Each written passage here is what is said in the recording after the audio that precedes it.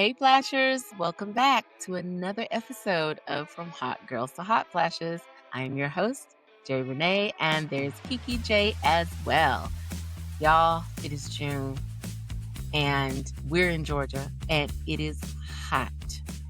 Perimenopause has us out here. Yeah, we're already sweating. We're already hot flashing. We're already irritable. We already have the mood swings. Now you're adding the sun to it.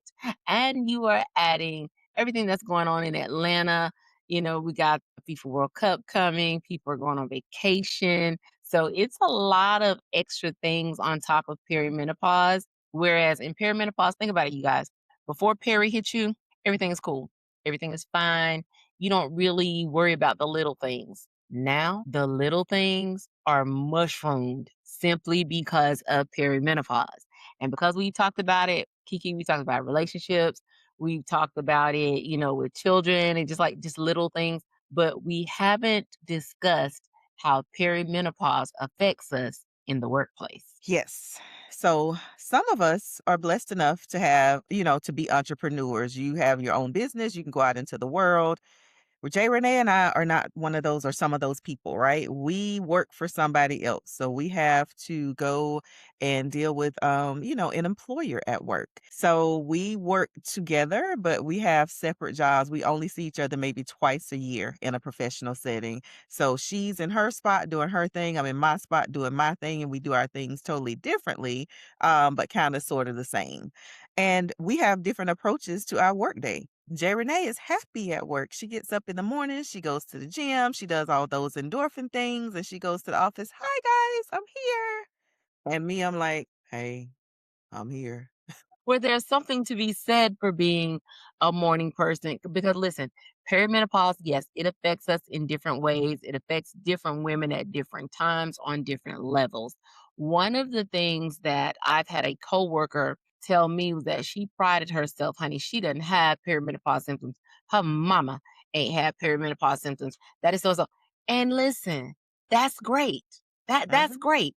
But Yeah. for those of us who do, and for those of us who work jobs that can end up being high pressure, high stress, deadlines, things of that nature. So, Kiki, let's dive into perimenopause when it comes to you being a working professional woman having to navigate perimenopause as well as being in a professional setting. Yes. So I think one of the best things about my job experience during perimenopause is that I have the ability to work from home. I am currently in my home office. I have my own space set up so that I can get away from people because we all know that I get overstimulated very easily. People do a lot for me in my perimenopausal overstimulation lately. So I like to be at home. I like to be in my own space and pick and choose when I go out. And this job allows me the ability, if I want to go into the office, I can. If I don't want to go into the office, I don't have to do that. I can do it from my house.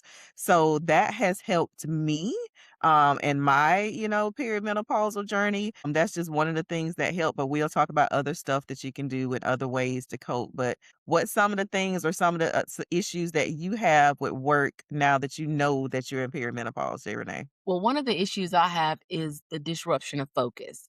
Now, you just said you have that option of working from home, as do I.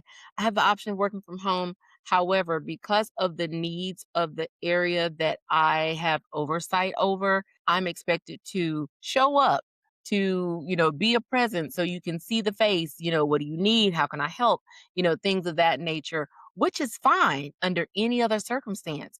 But in perimenopause, having a disruption in my focus was very, very jarring because brain fog.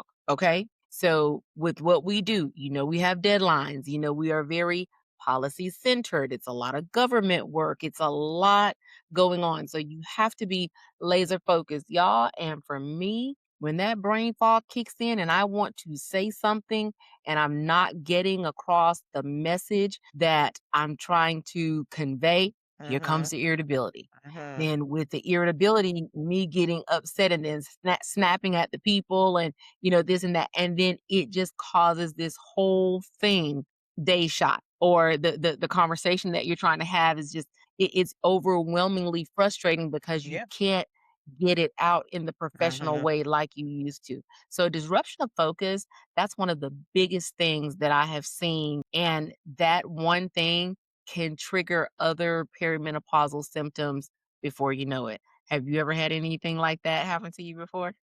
Oh, yeah. In the Yeah, middle of a meeting, you just forget your lose your words, and it's like, "What was I talking about, and what was I saying?" And sometimes I will say in a meeting, like, "Y'all have to overlook me. I am a perimenopausal woman, and, this brain fog is just taking over my day."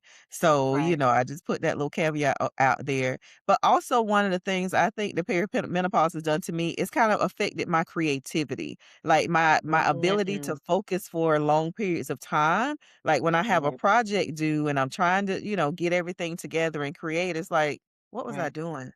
How was I Yeah, doing that? What was my idea?" Like, I lose ideas in the middle of coming up with something, and that frustrates the hell out of me, like, having to start over on something because I don't know what I was doing, or right, the creative juices aren't flowing like they right. once did. I have that issue, and it's like, Yeah. "Damn, now what?" Yeah, "How am I gonna get through this?" it's an overall loss of productivity because you're Uh-huh. used to being creative, like you said, and productive and getting it out there and boom, boom, bam. And then with that loss of productivity, here comes the okay, you can't meet your deadlines. You're Uh-huh. unsure of what you have to do. That Uh-huh. causes, the confidence, makes your confidence Yeah. shaky. Yep. It is Mhm. all tied in. And y'all think about it, doing this, and usually if you're not in a position of leadership or of authority, I don't care if you are working for the dry cleaners. If you're working at a dry cleaners, you are being the best customer associate you can. If you are working a government job, if you are working a labor gig, if you are a woman in perimenopause in the professional workspace, it's almost as if your emotions have doubled down on the negativity, on the irritability, on the mood swing. It seems like everything is Yeah. is compounded when you're at work as opposed to at home because this is your work. This is your bread and butter. This is how you pay those bills. And if Mhm. you can't have that same energy or that same approach as you did, before perimenopause, there may be a problem. Yes, because sometimes your day is going fine. We are, breezing through. I'm doing my work, and somebody says something, and that rage, and then I'm in my brain cursing, do, do, do, do, do, do, do, do, do, but I Mhm. can't say it out loud because I'm at Yep. work. You have to take a minute, like, wait, let me calm myself down because I Mhm. need my paycheck. I need this job. So let Right. me temper this and see how I'm going to respond and how I'm going to, say this. And luckily, sometimes it's over email. So I can take a while or take a little bit, collect my Right. thoughts before I hit send on this email. And sometimes I'll send it out to somebody like, hey, read over this email and make sure that I'm Mhm. saying this in a Yeah. professional manner so that it comes across like you did not trigger my rage because that Right, happens. right. I mean, y'all, we face such a mix of physical, cognitive, emotional, professional challenges. And if you did not have workplace awareness or the support or inclusion policies, some of the things that it could lead to, I mean, career setbacks. I mean, thinking that, okay, I'm not up for this promotion because she has such an attitude lately. What is going on with her? Why is she not engaged? Why is she not locked in like she used to be, and for a lot of women, having that career means the world to them. It Mhm. is a very, very large defining piece of themselves as a woman being empowered to have a career and, do things because lest we forget, women's lib is not that far removed from, how old we are. So it is one of those things where it is an important piece to a lot of women. So you don't want to do anything to disrupt that. But if you did not have these things in place, now don't get me wrong, perimenopause, y'all, is still a taboo subject. We have Yeah. been doing this pod for about what, 5 months, 4 or 5 months, and we have people come up to us all the time talking to us about the podcast, but then the support is not ideal because, well, I don't really want anybody to know that I'm going through that, or, Mhm. my Yeah. aunt didn't go through it, or my mom didn't go through it, or, oh, And I'll they be the didn't person in talk my about family. it. Mhm. Right. So, yeah, So that's it's the thing. like there's still like a taboo, there's a stigma of shame that Mhm. surrounds perimenopause. And then when you put it in the workplace, it can do more on the negative side It than it can do can more on the harm than positive. good, for sure. So Because, people look at you, "Oh, she's getting old." They associate perimenopause with being old. Young mhm, honey, I'm still young and hot, okay? Um But yeah, like you're less important to the company or you can't do the same work that the new 25-year-old who just graduated college, you can't be as productive as that person because mhm, now during the middle of the day you get fatigued. You know how I am about my naps. If I could take a nap during my workday, I would. And sometimes on lunch I do. Don't tell anybody I said that. Um but the 25-year-old who just graduated college, she doesn't have to take a nap. She's ready. She's young. Hell, she can go out and party all night and not get home until 3 a.m., take a quick mhm. couple hours of sleep, get up. She's Yep, ready to go all day because that's what yep, you do at that age. And at our age, it doesn't work like that. I have to mhm, make sure I take my medicine at night so that I can go to sleep, get enough right, sleep. Wake up in the morning, I have to stretch and get my body together, get my mind right. I have to prepare mhm, myself to do this. And it's not like I'm less productive than I used to be. It just takes me a minute to get there. It just takes me a little while to get going. But that right, fatigue can be a big setback in the workplace if you do yep, not have if you don't know how to control it or know how to handle your body. It can take yeah. over your day. Yeah, the fatigue, you listen, fatigue equals sleep disturbances equals joint pain equals irritability, irritability equals having an attitude at work. Like all Mhm. of that contributes to it while at the same time you are trying to find your new normal. You're trying to get your life together. Listen, you guys, for those of you all who are doing hormone therapy, you had to start hormone therapy.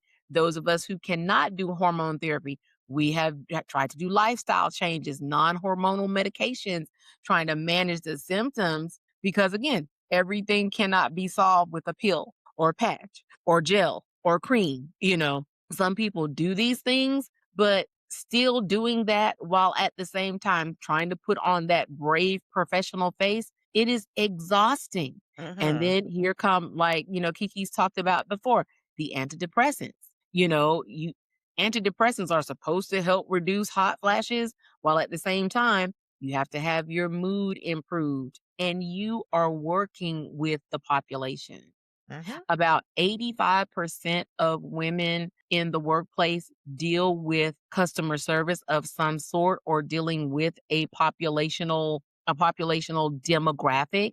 So what do you think they can do, Kiki, if they are having to try to navigate dealing with these symptoms and getting themselves together and still trying to remain professional, but having this go on, in perimenopause while trying to do the best job they can? Again, know your body, right? We're going through these changes, kind of like, okay, I'm most productive in the morning and I need a little break in the afternoon. Take a little break, not, a whole afternoon of napping, of course, but like get up, stretch, make sure you stretch, make sure you eat. Eat foods that are good for your body, the anti-inflammatory foods, the foods that give you energy, maybe, some nuts, or Mhm. something like that, some fruit, something that's going to give you a little boost of energy when you feel yourself getting tired. Maybe play some Right. music. If you have a job to where you're not dealing with people so much, you can listen to music as you're doing your assignments, trying to meet those deadlines to kind of keep your Uh-huh. mind engaged, right? Or Yes. have a work buddy. Sometimes it helps to have somebody, girl, I'm going through it today. Can you hit me up at 1 o'clock just to make sure I'm still okay? Or have Right. somebody that can come behind you. Like when I have those emails, sometimes I send to J Renee, like, girl, look over this email and make sure I'm not, Mhm. saying anything inappropriate. And Right. if you work in like those customer service industries and you're around people, you know, just remember who you are at the core of it. Remember that, how you present yourself is important. It's important to not go out there and curse everybody out and shut this place down. It's important that you Right. maintain who you were before you started going through perimenopause, a sense of self. Remember to stay Right. tethered to that person and don't lose that while you're going through this. Right. In addition to the stress management technique that Kiki just talked about before, the yoga, the meditation, even deep breathing exercises can, help you manage your anxiety and improve your overall well-being at work when you have perimenopause. When you're doing it, not even realizing that you're doing it, it makes a world of difference and you will be, able to manage it before you know it. So Mhm. listen, perimenopause in the workplace, it's a real thing on the side of, you're working and you have people to answer to and things of that nature. On our next segment, we're actually going to be talking about perimenopause in the workplace from a management or leadership perspective. And Yes, it's the same, but it still looks very different. it does. Yeah. So, yeah. So, Kiki, anything else for the people before we get on out of here this week? I think that's it, hot flashers. Just take care of you, know your limitations and find a routine. Everything in this thing we do at perimenopause routine. So learn when you're most productive, get your work done as much as you can during those times and find a way to cope when the time during the times that, you're feeling that fatigue or you're feeling like you're on edge. Just take care of yourself. We have to take care of ourselves first and foremost. Yep. So, that's all we have for this week, you guys. Take care of you. And until next time, don't forget from Hot Girls to Hot Flashers, we're everywhere. Yes. So, check you later.